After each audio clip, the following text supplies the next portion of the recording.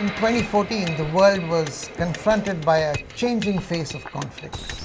We documented killings, indiscriminate attacks, sexual violence, ethnic cleansing, abductions committed by state forces, but also increasingly by non-state armed groups whose rising power presents a new challenge for those who are striving to protect human rights.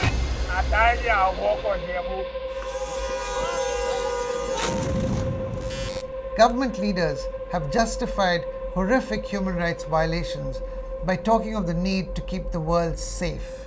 But we know that knee-jerk reactions and draconian anti-terror laws do not work. Amnesty International is accusing the Nigerian military of killing more than 600 released prisoners. We did some things that were wrong. We did a whole lot of things that were right, but we tortured some folks. كان حاكم الحكم الأولاني كان 529 تم تعديله إلى 37 إعدام والباقي مؤبد.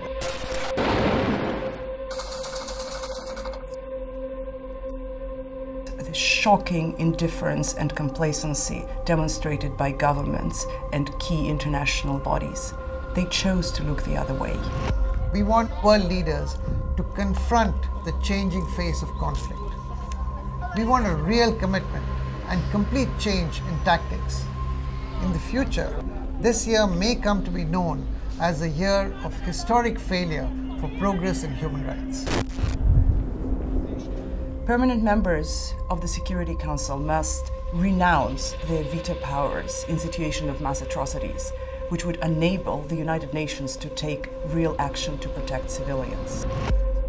C'est parce que les événements récents, en particulier en Syrie, ont montré que le Conseil de sécurité, lorsqu'il ne peut pas agir, n'assume pas ses responsabilités et que les conséquences sont terribles pour les populations civiles.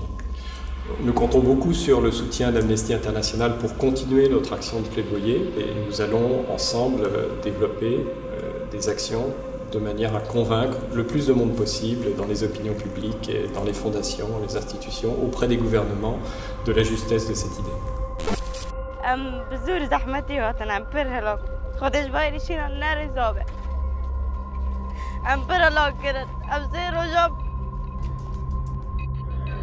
Amnesty International has warned the EU's immigration policy is turning the continent into Fortress Europe and putting lives at risk. Instead of paying lip service to the plight of refugees, governments must commit both political and financial resources to assist and protect those displaced. I've been a relief worker and a human rights worker for more than 30 years. I have never seen as many people fleeing from conflict, from human rights abuse, from war as now. I support this call on governments to receive refugees and to provide protection to those who need it the most, people who flee from violence.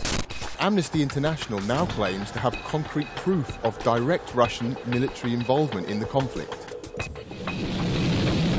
Another crucial step would be to join and implement the Arms Trade Treaty and to further restrict the use of explosive weapons with wide area effect in populated areas. That alone can save thousands of lives.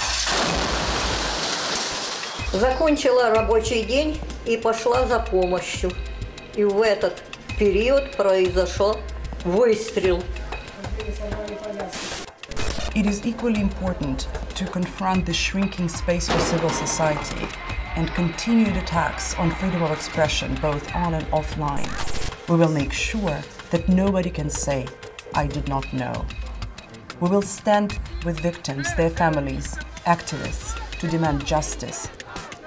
Amnesty International believes that even at times like this, that may seem bleak, it is possible to create change.